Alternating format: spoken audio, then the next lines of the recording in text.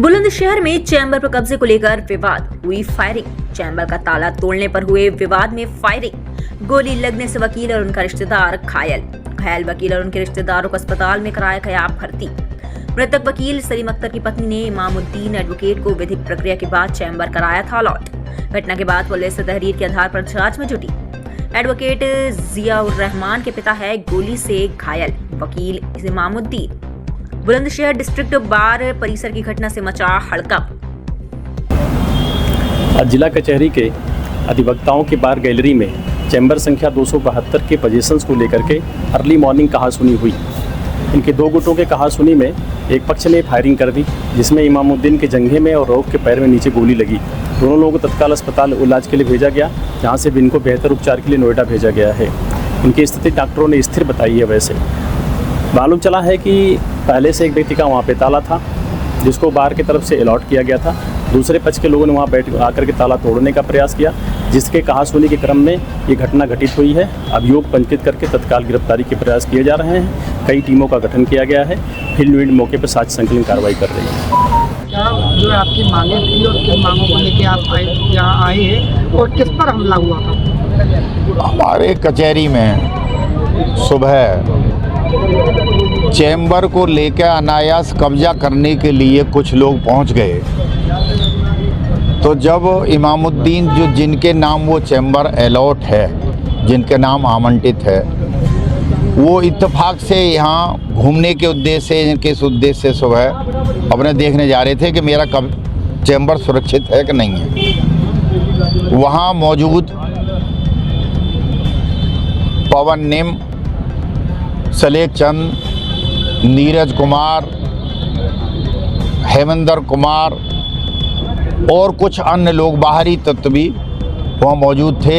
इनमें कहासुनी हुई, कही कि तेरा चैम्बर नहीं है हमारा। जबरन वो करने लगे। इन्होंने कहा भाई मेरे नाम चैम्बर अलॉट है, अगर कोई आपको शिकवा शिकायत है इस संबंध में बाहर कौन होती है, क्या करेगी, हम आज ही जो तेरा इंतजाम किए देते हैं। इस बात को लेकर उस पर ताबड़तोड़ फायरिंग की।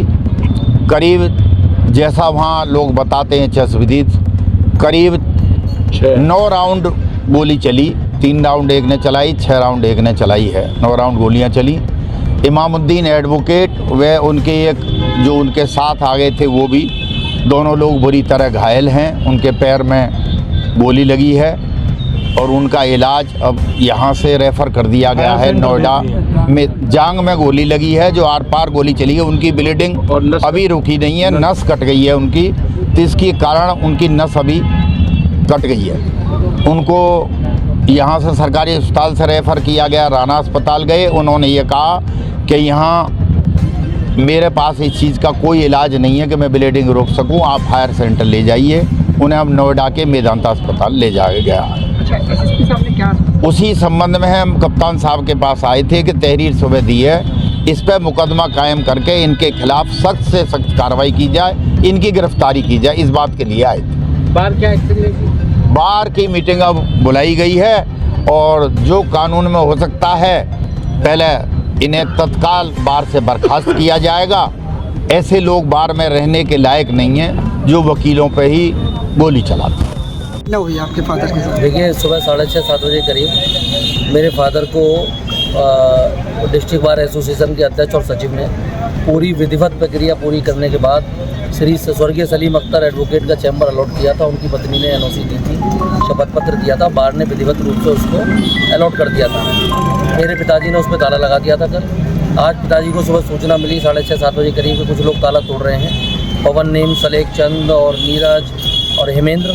पिताजी वहाँ पहुँचे। पिताजी ने जब विरोध किया तो उन लोगों ने मारपीट की और अपनी लाइसेंसी असलों से पवन नेम ने और सलेख चंद ने फायरिंग की और मेरे पिताजी की गोली लगी है। मेरे एक साले हैं जो उन्हें बचाने के लिए पहुँचे थे मेरे कमरे से भाग करके, उनके भी गोली लगी है।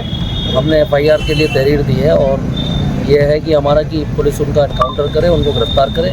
अगर पुलिस गिरफ्तार नहीं करेगी तो निश्चित रूप से 24 घंटे बाद मैं यहीं पे आमरण अनशन पर बैठूंगा कलेक्टर इसमें SSP। क्या आश्वासन दिया गया SSP? कप्तान साहब ने कहा है कि सख्त कार्रवाई होगी और मैं उम्मीद करता हूँ सरकार से और पुलिस प्रशासन से कि ऐसे गुंडों को जो सरेआम फायरिंग कर रहे हैं, और जिनका किसी चीज़ से कोई लेना देना नहीं है, ऐसे गुंडों पे कार्रवाई होनी चाहिए, ये जेल जाने चाहिए।